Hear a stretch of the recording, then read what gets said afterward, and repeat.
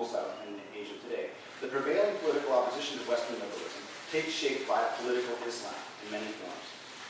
These movements coincide with what we have called behemoth in a way, the right side of the square. And against climate Leviathan, Islam can represent either reaction, the upper right, behemoth, or revolution, the bottom right.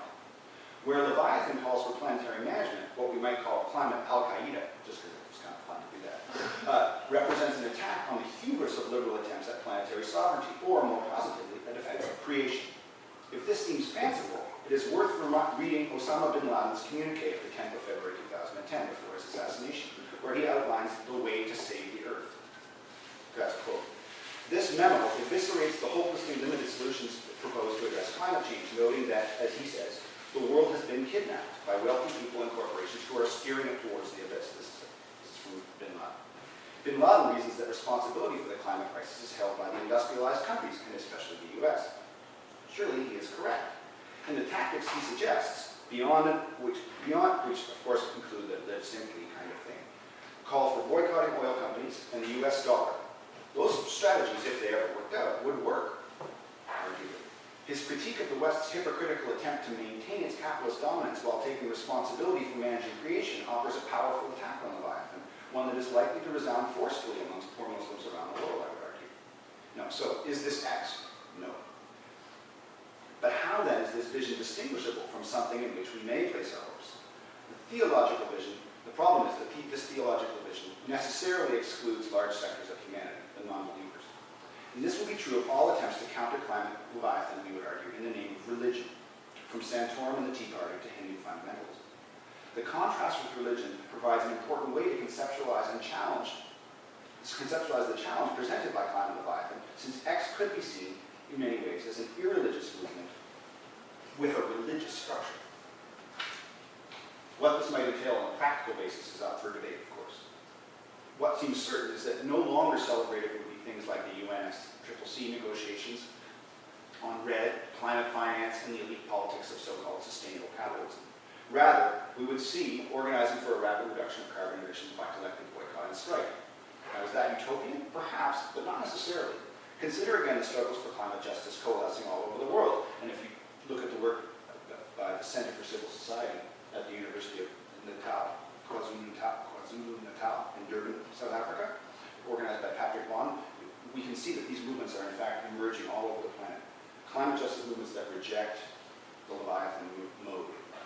Consider again the struggles for climate justice coalescing all over the world, and especially among some of the world's most marginal social groups, vociferously opposed to the UN process because they see it as capital's talent show, and with respect to the capacity to reduce carbon emissions, a meaningless pipe. These movements, more or less chaotic, are nonetheless the seeds of climate X, we would argue, proof that it is indeed germinating. What, again, are the conditions for this movement? Again, I cannot say, because I don't know. We must figure out how we can create the conditions in which they can become what they must be, for all intents and purposes, a world revolution which rejects both capital and sovereign, planetary sovereignty. In other words, although time is clearly short, the challenge is substantially one of cultivation, of working the material and ideological political ground in which these movements can bloom as rapidly as possible. Cultivation here requires a kind of radical struggle that proves history wrong. For it's not clear right now on what paths we can draw for resources for this future. That's it.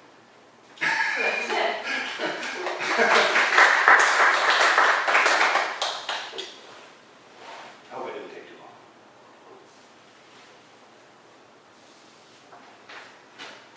I'm Geoff, by the way. Vince? Vance, nice to meet you. So the X option, you subsume both the religious potential there and the traditional socialist democratic ground up. Is that right?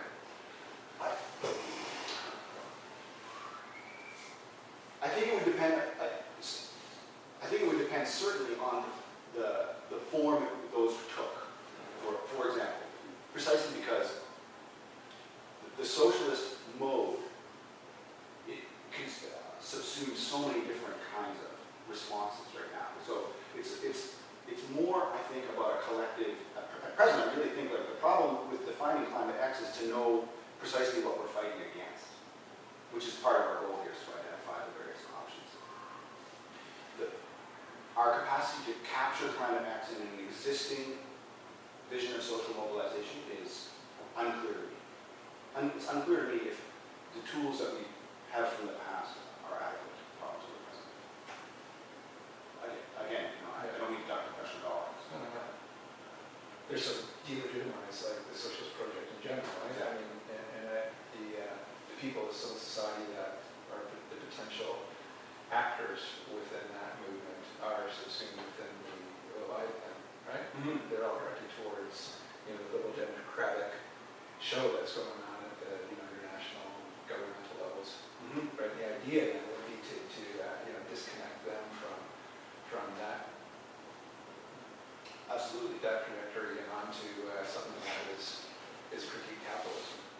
Absolutely. And it's a very difficult road that we can see, at work, not just in climate negotiations, but also, for example, in the, well, just to take a random example, but one that's prominent right now, in the crisis around the euro. I mean, the crisis around the euro has rallied self-identified socialists to the side of the European Central Bank at a rate that very little else could.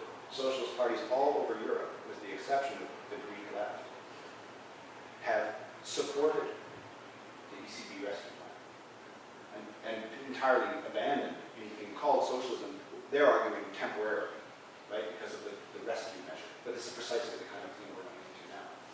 It's like it's not time to be a socialist. It will be a socialist later.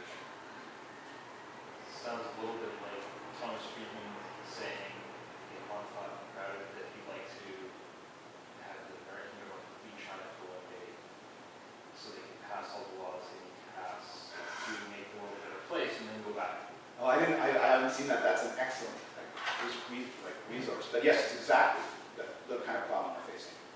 I found your options showing honestly that I thinking I forget his first name, Theodore or Thomas Gray, who wrote a book called Black Paris. Oh, right. John Gray. Oh, John Gray. Yeah. Describing what happens when we give power over to ideological movements that do what you just described. Saying, hey, we'll go back to this. This is our end goal. But for now, we're going to do everything it takes to accomplish our goals. Mm-hmm. And Stalinist Russia, and now it's China. And with really disturbing results. People lost, millions of people died. Even with these ideologies. I think that that's something that can happen here. I mean, that borderline kind of eugenics that comments from the science advisor to Obama. Mm-hmm. That seems like what that almost is suggesting. Mm-hmm. Is, okay, well, we will do what it takes to control population. We will, if you're not in line, so what? Mm-hmm. Is that Well, I have to say, I mean, I see that kind of thing as imminently possible. Imminently possible. I think history suggests that we can get there quite quickly. You know what I mean? I think that those are very real fears that we need to confront before they start to make too much sense.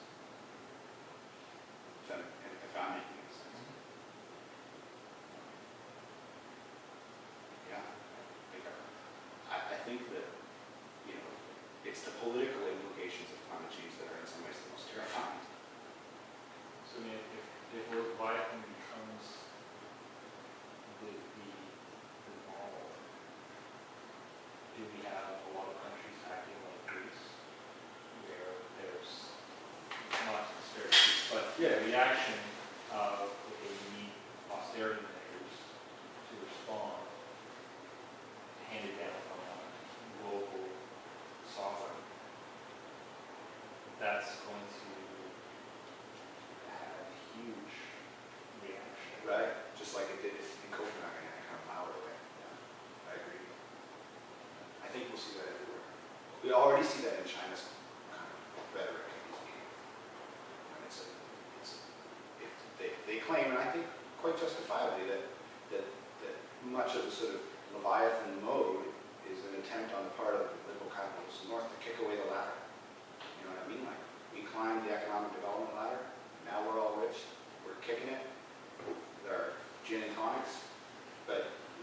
to stop emitting. So you guys haven't climbed the ladder yet? Shit. Like, that's how China sees it, at least in their rhetoric, at the thing, and I think it's quite a justifiable argument. That's kind of what it is. You're going the ladder. But China is incorporating quite a capitalist attitude or something as part of, still maintaining control, but seems to be acting in response to either in response to capitalist pressure or wants to benefit from capitalism. So in that sense, it's not like a pure non-capitalist. No, The agreed. Mao model is not a pure. Right, agreed. And I hope I tried to make that clear that we don't think China's there right now. But we do think that if something like compound has any potential, it is almost certainly to emerge in that conjuncture. But not right now. We didn't, I'm not meaning to suggest that this is how it would be. When you say climate now, it's not the now of the 40s and 50s, it's a now of the 80s and 90s. Yeah, you could say that. Because there is, when you first said it, there's a sense of Maoism, which is theoretically, it has origins in the popular communist movement, right? And it's being completely derailed by, moving within capitalism, right? So you don't make that kind of distinction. Well, we do in a It's paper. the statist leftist populism. We do in the paper a bit, actually, and I can see the distinction you're making. But no, we call more on the we call more on the mouth from the 20s and 30s. Contradiction. Love to read your paper. Well, it's as I said. Well, you have access, but it is free to everyone for a while. Okay. And I can certainly send to Thomas the what do you call it? The series of letters that allows you to go someplace on the internet. The URL. Thank you. I told you I'd go to one after. At least the tubes. I told you how to do it from the outside. I hope you have a chance for a coffee at some point. Yeah, for sure. I'm around. Thank you very much. Yeah. I mean, we Thomas, should probably have an extended conversation about China and climate now. Because I would argue that you're attributing way more state capacity to the Chinese government than it's actually. And it actually has. It has. Partly, well, I mean, it's a long conversation. That's why I kind of hesitated to raise my hand. But we should talk